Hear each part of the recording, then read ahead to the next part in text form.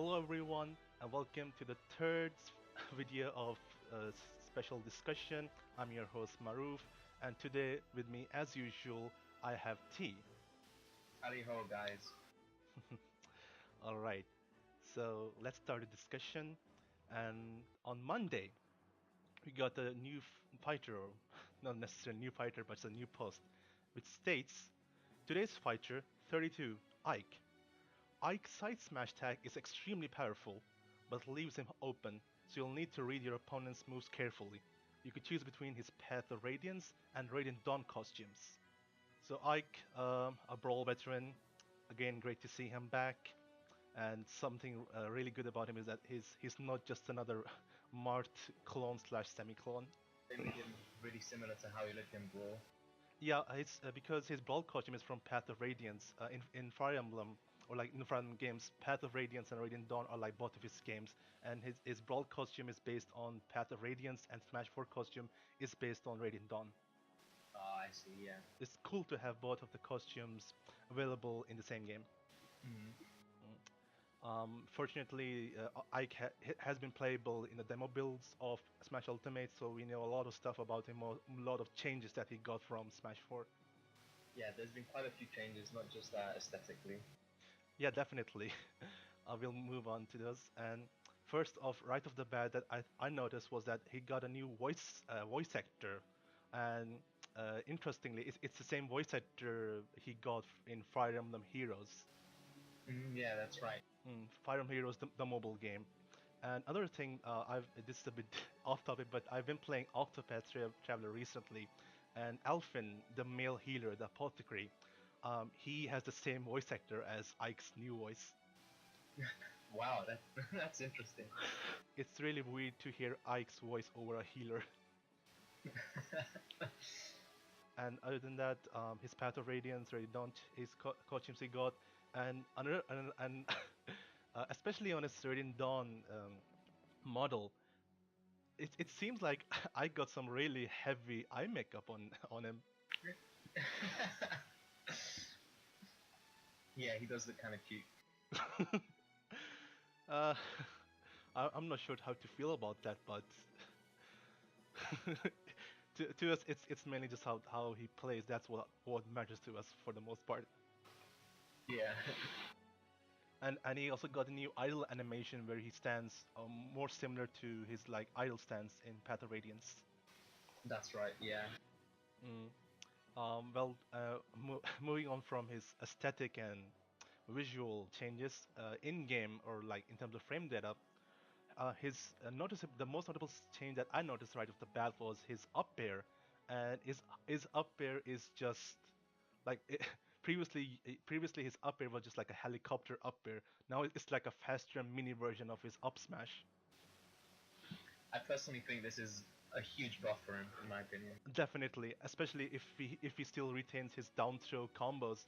Because in Smash 4, if you try to down throw up air, it's a bit hard to link it unless you get an air dodge read or something. That's right, yeah. So if you were to keep his same down throw hit stun and knockback and knockback angle, up air would connect with it much more easily. That's right, yeah.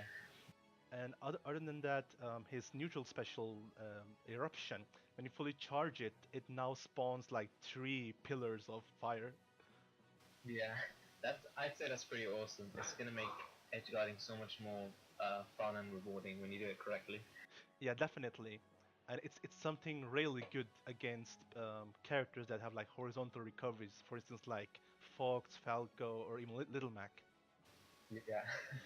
That rely on horizontal recovery. And plus, it even has like a bit of a vertical hitbox, or like the reach. It has like a bit of a high reach, so you could somehow, or at least a bit, you could cover someone recovering a bit higher with it as well if you fully charge it correctly. Yeah. Imagine that if you were to time it correctly, and I'd say this is very circumstantial, but if you were to time it correctly, and you manage to charge it fully, but your opponent knows not to jump and just to release the ledge, it will then cause like a situation where he has to grab the ledge again, and you could punish accordingly doing that. Oh yeah, definitely. You can just ledge trap with it and force them to regrab the ledge, and just because ledges work the same way as they do in Smash 4, regrabbing the ledge won't grab you, won't let you have like regrab invincibility similar to how it's in 64 melee and Brawl. That's right. Yeah. Mm. You can't ledge hog in Ultimate either. Yeah. Completely meta if you could. Well, if you could, then some characters like especially Yoshi and Jigglypuff that have like really good aerial mobility would be just broken. Yeah. I mean, just look at the melee scene, or like especially Jigglypuff players.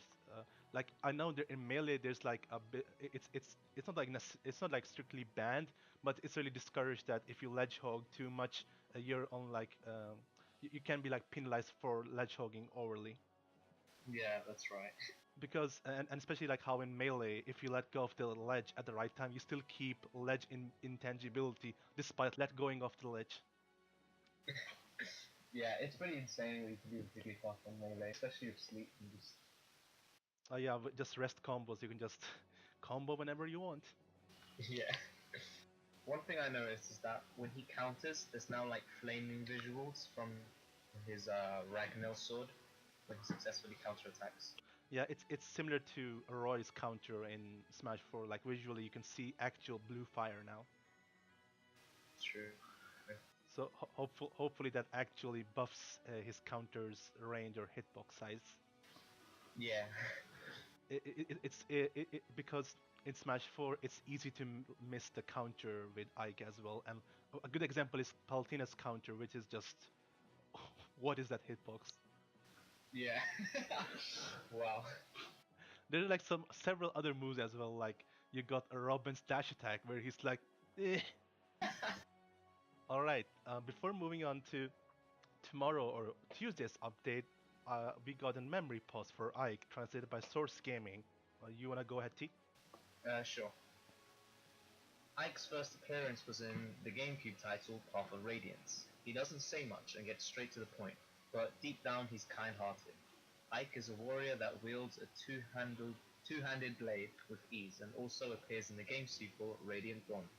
It's cool that Sakurai is referring both of the games in Ultimate and a bit of a backstory about him without any of the spoilers. Yeah, I love how in Smash it's kind of like what Araki in JoJo is doing. He just wants us to uh, um, play the games he loves by showing them in a very popular game like Smash. Yeah. Though unfortunately, I'm not exactly sure who Rocky and Jojo are. Is that like a Jojo reference? Yeah, it's just a creator. There's like a meme where, because some abilities within the show are, not some, pretty much all of them are named after songs or bands from like the 60s all the way up to like the 90s.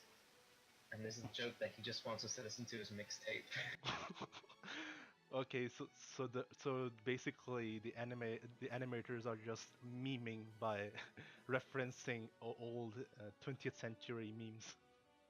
Yeah, That's kind of a cool reference in a way. No, but with Ike, it's good again to see both the costumes and both the representation from at the Radiant and Radiant Dawn.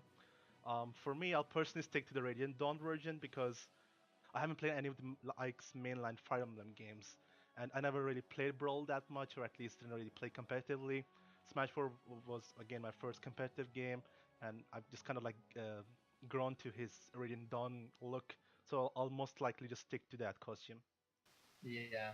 Although it'll be fun to just switch around just to probably uh, make fun of how he originally looked. Yeah, originally even in Path of Radiance and the way how he has like again he wields Ragnall, a blade meant to be wielded with both of your hands. It's really hard to see like he's like his Path of Radiance costume. He's like this slunk dude who's just like pulling all of these sword swings. Yeah. And in Smash 4 and Radiant Dawn, he's like this. He's like, yeah, this makes sense for him. Like it fits his, I'd say, his movement in Smash. I agree. Plus, other than that, I think Ike's the only one who has this property. Is that not property, but this you could say aesthetic change or audio change is that his he has different voices for both of his costumes. Oh yeah, that's right. He does. I remember when the E3 direct where they revealed he's Sakura's like, do you notice the difference in his voices? And in the Path of Radiance, he's like, prepare yourself. And the Rain Dawn costume, in the Rain Dawn one, he's like, prepare yourself. Like you just see the cycle of puberty in just a few seconds. Exactly. Yeah. All right. So now on to Tuesday, and on Tuesday we got another character, or should I say, Mr. Masahiro Sakura himself, Yes, in the form of King Dedede. MC Hammer. Yes, Yeah, because Sakura himself voices King Dedede. that's right. So on the website it states, today's fighter, 39 King Dedede. He's not very fast, but he's one of the few heavyweight fighters with great recovery. Apparently, a defeat by Kirby inspired him to train hard to learn a move called hovering, which allows him to float after taking a deep breath. Well, First of all, I didn't know that was like actual canon info. neither did I. First Sakurai calls King Dedede perfect in Smash 4, and now Sakurai's unveiling to us that King Dedede is basically a fraud. I mean, he has a flying penguin. He's like the only flying unflightless bird in the game. Yeah, you could say that. So with King Dedede, his model is relatively unchanged for Smash 4, except that maybe he's somehow even more expressive, more cartoony. That's right. Pretty much most of the characters are really toony, but especially DDD with his expressions. Mm, you could say like it's like a nod to the anime right back at you. Yeah. And King Dedede, unfortunately, he isn't playable in the demo build, so there isn't much info about him aside from the character trailer, which shows that his Gordo works a bit different now. Oh, that's right. Yes, it does. Like it's a bit similar to King K. Rules, a neutral special, which we presume is where he shoots his cannon and he can suck in the cannonball. And with King Dedede, you can actually swallow or yeah inhale the Gordo and spit it out. I found that pretty cool. It's really meta changing for DDD. Ah, especially, and especially with how all those Gordo trick shots and all those Gordo dude perfect players just have they can just have a field day now. Yeah. Hopefully Gordo doesn't have those weird Smash 4 properties where it's like a 50-50 chance of sticking to a wall. Hopefully if they always do, it would be. I think he would definitely rise in the tier list just from the giants. It depends because here's the thing. The way you need to set the Gordo on a wall is to like in Smash 4 you have to like double jump and then or like move yourself precisely close to the wall enough because King Dedede's aerial mobility isn't the best. It's a bit hard to get like set up for that in the first place. You need to get your opponent off stage and have them far enough that you're safe enough. Like you have your opponent far enough to actually pull out the Gordo sticking to the wall. Yeah, that's right. It's very difficult.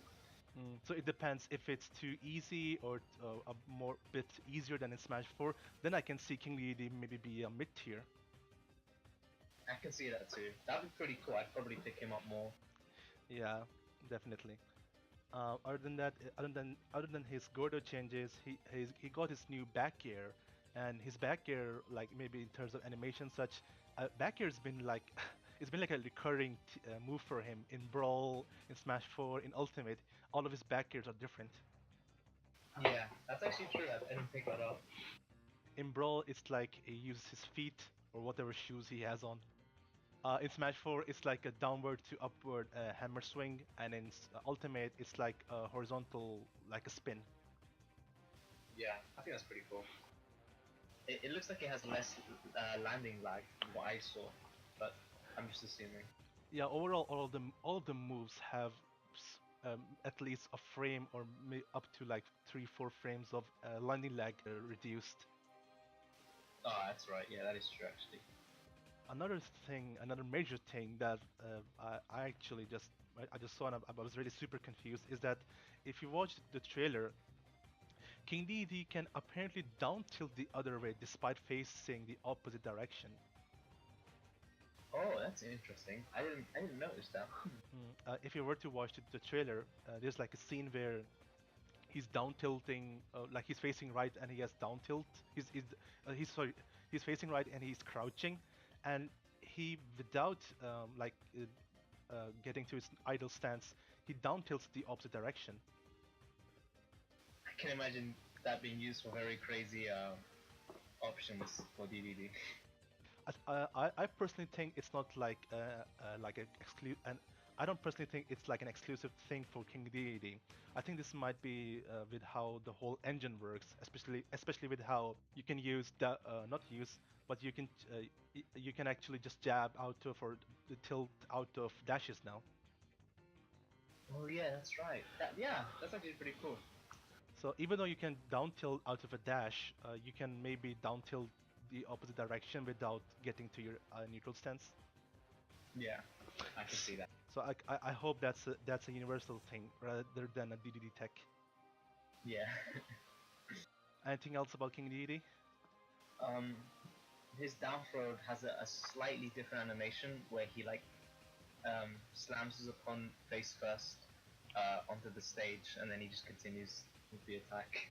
Yeah, in Ultimate, a lot of two animations, even like Mega Man, Charizard's down throw, King Dedede's down throw, and others, they have like such exaggerated animations. Something else that I think I noticed is that the fire from his neutral B jet hammer, not neutral B, sorry, his down B jet hammer is now blue instead of red. So, you know, it's weird that Sakurai never told us that he links well with the Fire Emblem series. So I'm just kind of betrayed. That's the case. Yeah, definitely, especially considering how many Fire Emblem reps we've been getting since Smash 4. Yeah, I'm pretty convinced that King Dedede is the secret Fire Emblem character. Yeah, I can imagine him just being the final boss in a turn-based strategy game. Yeah, and especially when we got the Lucina and Robin reveal trailer for Smash 4, Captain Falcon was with them.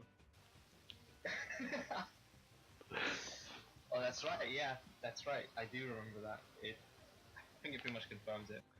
Yeah, King King Dedede and Captain Falcon are the secret Fire Emblem characters that nobody knows.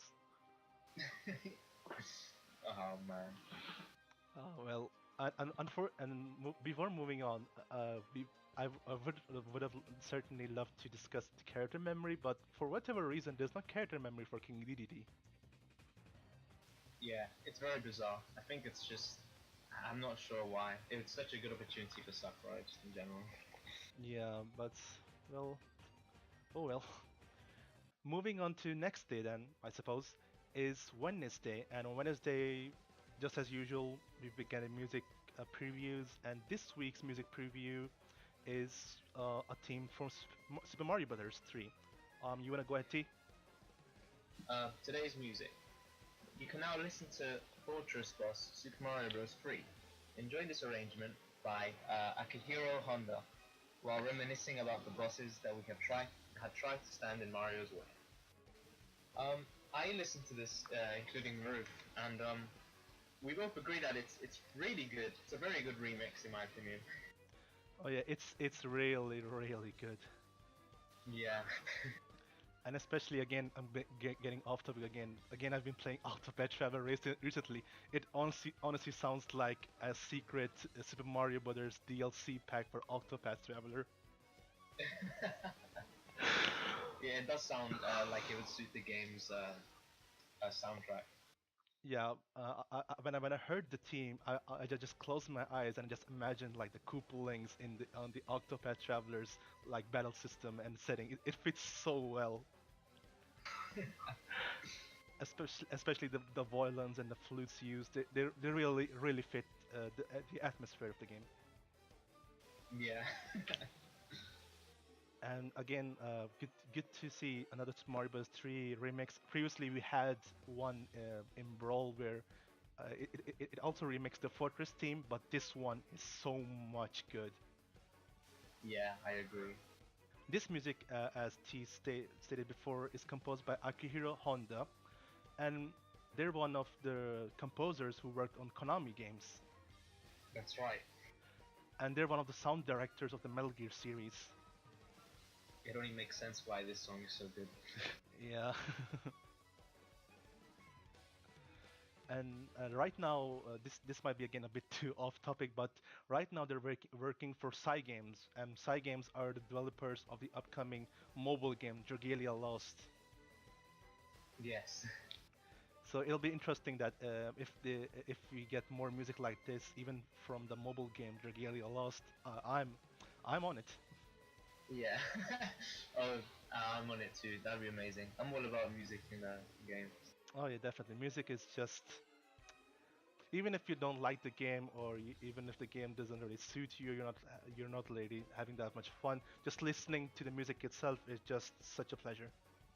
Yeah, I agree. Anything else about the music?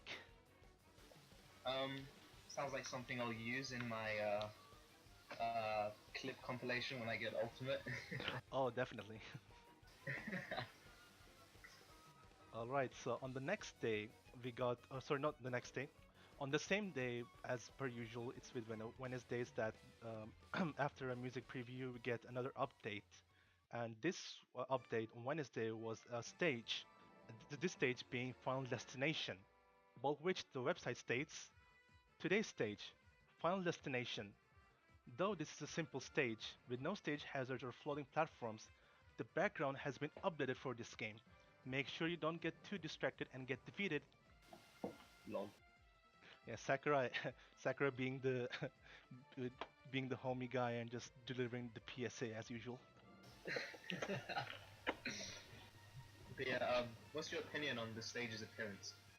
It's I thought that Smash 4's Final Destination was just you can't top it, but this one, It's everything about it. It just pops out and stands out. It's simple, but just looks so hectic. yeah, it's the way it's designed, the way it's crafted. It looks it looks both natural and mechanical at the same time. Yeah. Like you see the flat platform and the background, not the background effects, but those like rune-esque pillars protruding from the back. They seem natural, but then when you see from the front, there's like this weird airplane engine-esque master core. Oh yeah.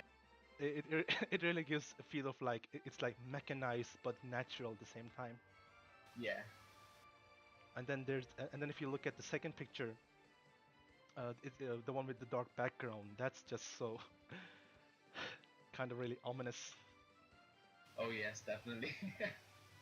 One thing that I kind of got worried, or like I really hoped that it did, was that with on Wednesday's update, it would have been really it would have been really nice if they coupled the regular update with the music fitting the update. Like for instance, the music that we got was for Super Mario Bros. 3. Yeah, sure, definitely a really good music, but I really want to hear the Final Destination theme from Ultimate.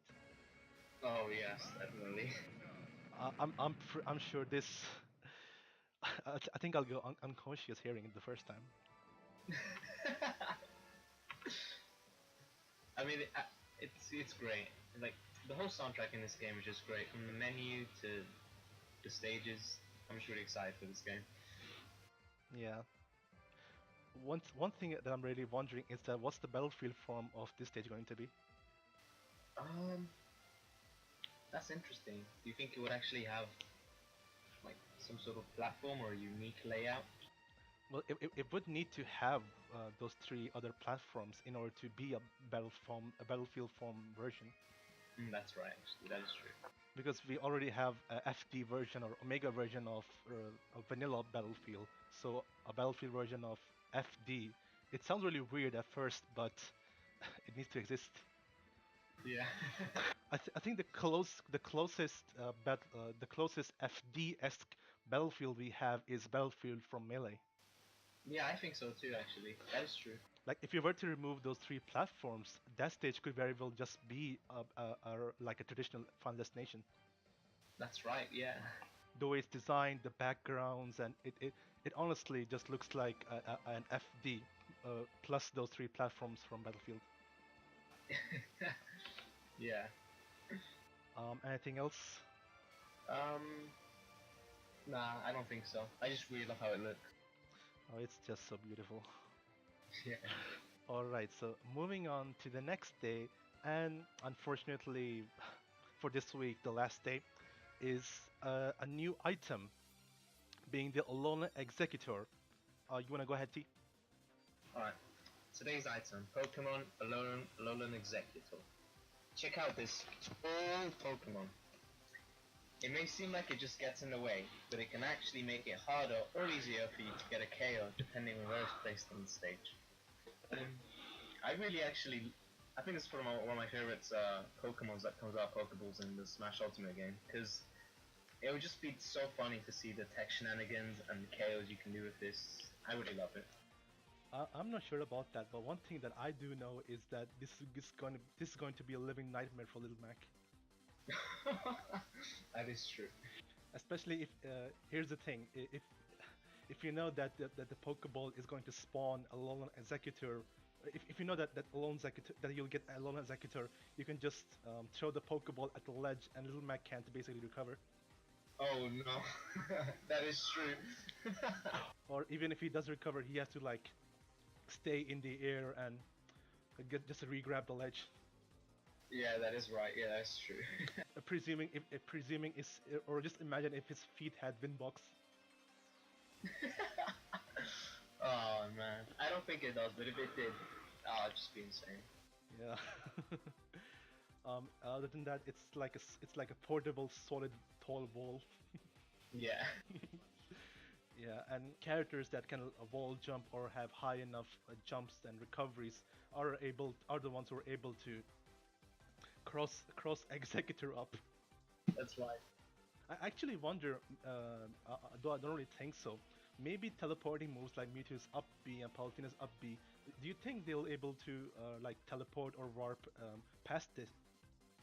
Um, I don't know actually. That's a I haven't thought about that. I don't really think so myself, but it would be kind of a bit broken for those characters. Yeah, it would be. But again, Pokeballs were never meant to be taken or played competitively or seriously. So again, it's just some more casual shenanigans. It'd be fun to play on just for casuals and funsies. Oh yeah, definitely. Imagine like, I think this item is really good for good to use against people who are bad at teching. Yeah, definitely. You can just basically pull out so many combos if they never tech.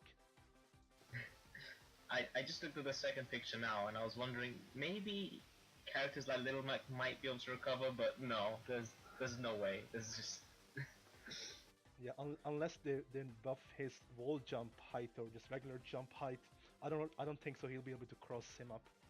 yeah, I don't think so either. I was gonna say maybe you could roll, but I have a feeling it has its own push kind of factor when you go stand next to it. Like you can't go through it. Yeah. Another thing that I just noticed, or not noticed, but I just imagine is that imagine if his face had like a hurt box and you could actually hurt it. Hmm, that would be pretty difficult to anyway. Like imagine you're hitting his face, or you're hitting its face and its face falls down and it's just like a bump. Oh no, oh no, that would be a nice touch by Sakurai. That would be such a nice touch. Maybe just make it self-destruct whenever it loses all of its heads. But no, I think that's a bit too much. I think so as well. All right, so before ending this week's blog updates, Sakurai's latest Famitsu column, Volume 562, got translated courtesy to Source Gaming.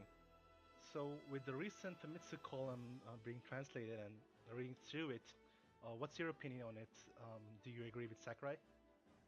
Um, yeah, I personally agree with Sakurai because we don't usually see the process within picking songs and composing songs and how really difficult it is and how much money they have to pay in uh, for the rights to be used properly and appropriately. So it's also good to see how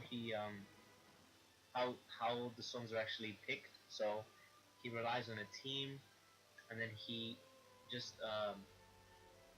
waits for the team to send back the finished products, and then they just play it. And then if they greenlight it, they can just use it for the game.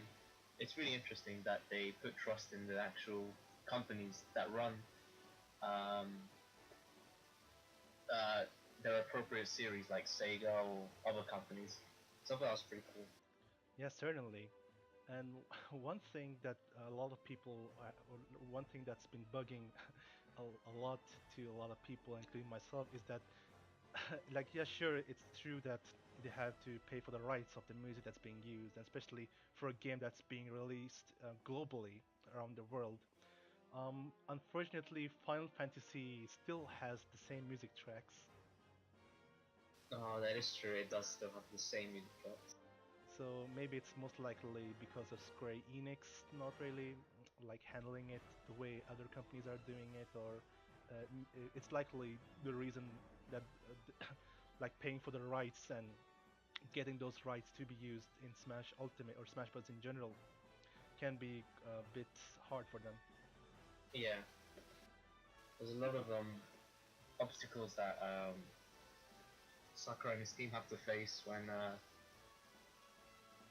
pretty much doing anything that relates to connecting themselves with another company. Yeah. Another thing in the column that's been stated is that Sakurai says that it took them around what like 100 times the effort of getting the music. Oh, that's right. Yeah, I thought that was interesting. I guess he just really wanted this to be a great game. Yeah, and that's what I'm imagining is that if there weren't if it weren't for those obstacles, maybe we would have got like what a lot more music. That's true. It would have been insane, but I mean, I still love what they've done so far.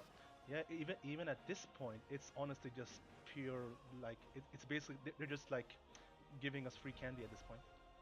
Yeah, pretty much. I'm happy with what they've done and beyond. Yeah. All right, so I guess we're done for this week's updates. But as some of you or most of you would have known, is that we initially had a Nintendo Direct planned for on the Thursday, on the 6th of September, which unfortunately got delayed due to the earthquake in Hokkaido. And normally, I did honestly plan to delay this discussion in hopes of maybe in hopes of maybe getting more info on the direct, which also explains the lack of update on Friday, and the same pictures used for Elona Executor on Thursday being the exact same footage being screen capped from the 8th August direct.